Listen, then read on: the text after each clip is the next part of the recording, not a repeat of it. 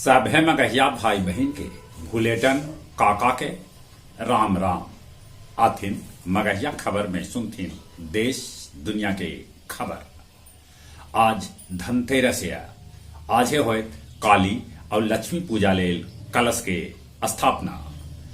विधानसभा में मुख्यमंत्री नीतीश कुमार पूर्व मुख्यमंत्री जीतनराम मांझी से तुम ताम कैलन, कहलन मांझी के मुख्यमंत्री बनावल हमार भारी मूर्खता हाल।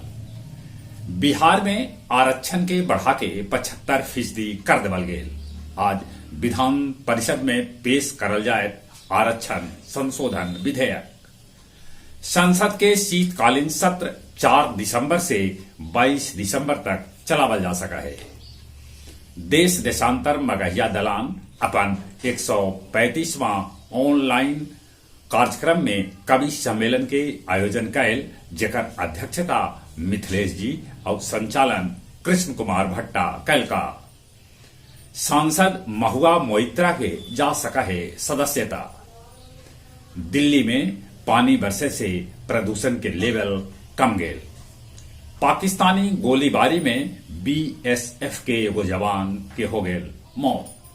वारसलीगंज से 7 गो साइबर ठग के पुलिस कैला गिरफ्तार।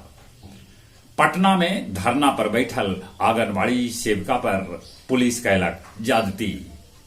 ईडी के सामने पेश होलन तृणमूल सांसद अभिषेक बनर्जी। रोज 4 घंटा लेल जंग रोकत इजराइल। दक्षिण कोरिया में एगो रोबोट अपन कर्मी के उछल के जान मार देलक। दिया से रोशन होयल इंग्लैंड के प्रधानमंत्री आवास और अमेरिका के कमला हैरिस आवास। बोधगया सीएसपी संचालक से 1,18,000 रुपया लुटेरा लूट लेलन। डेल्हा थाना के धनिया बगीचा के शिक्षक नरेंद्र कुमार के 7 नंबर प्लेटफार्म पर गोली मार के कर देवल गेल हत्या। गया जी में बिना लाइसेंस के पटाखा दुकान कैल गेल सील। गया जी में 12 गो चोरी के बाइक उनकर मालिक के सौंपल गया पुलिस। और अब कुछ खेल के समाचार। न्यूजीलैंड श्रीलंका के 5 विकेट से हरा के सेमीफाइनल में पहुंचे के दावा मजबूत कर लेलक।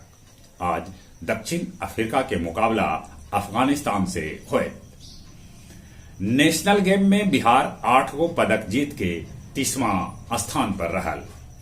गया कॉलेज के महिला कबड्डी टीम ओवरऑल चैंपियन बनल।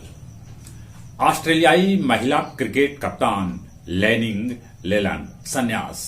जहां तक मौसम के सवाल है, दक्षिण भारत के कैखन राज्य में बरस रहल है पानी। चलित एक बार फिर से अपने सभे के भुलेटन काका के राम राम।